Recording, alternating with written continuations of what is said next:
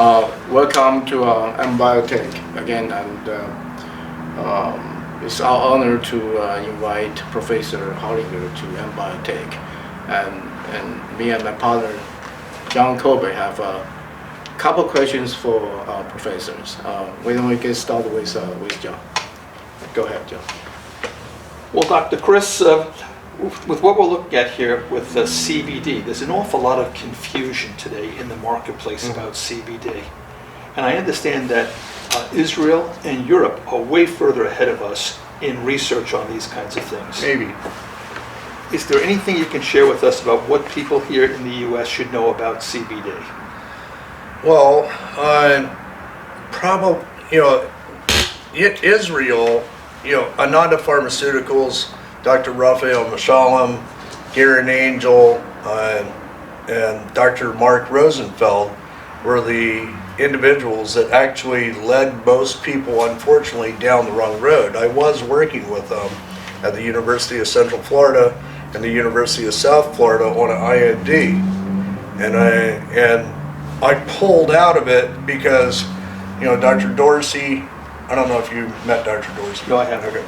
So Dr. Dorsey brought me into the possibility to work on this IND, but they wanted to use my technology, and and everything I had done was all based on full spectrum, nano-sized, CBD, and so what they wanted to do was, at the last minute, they wanted me to back isolated CBD, and I didn't want anything to do with it because I had already known the results that happened at NYU between 1992 and 97 on CBD isolates. And CBD isolates had actually, a patent was filed on it back in 1933, and the FDA knew even back then that CBD isolates were harmful to different organs in the body. Right. The first area of the body that the isolates collect in, because what happens is, there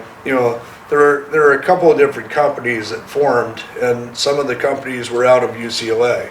I was working with Dr. Jabzewski at UCLA, and they were launching, nano water companies. When I heard nano water, I laughed because water is nano. Mm-hmm. There's you don't need to break water down because it's already a nanoparticle. And then they're wanting to disperse cannabinoids into the water. The only way that you can disperse cannabinoids into the water is to first break it down into an isolate by isolating the molecule or the cannabinoid onto, so it adheres to either a sugar or a salt particle. Mm-hmm. So that's the binder. Now with cancer, that's the last thing that you want. Salt is not as bad, but sugar is potentially dangerous. Mm-hmm. So here's what we have. We have a dangerous, combination, that's made up of salts and sugars, into a water dispersed, solution. Somebody drinks it, and usually they put about 5 milligrams of, sometimes up to 200 milligrams I've seen of CBD isolate in one bottle, 1 quart bottle or 1 liter bottle of nano water. And so all of that dispersed isolate goes through your system, down your gut, down to your liver. Your liver collects it. The crystals reform in the body, recollect, they recrystallize, because your whole body, your skin is the largest organ on your body that's a filtration system. But your liver and your bladder and your gallbladder and your kidneys are also filters. Filtration.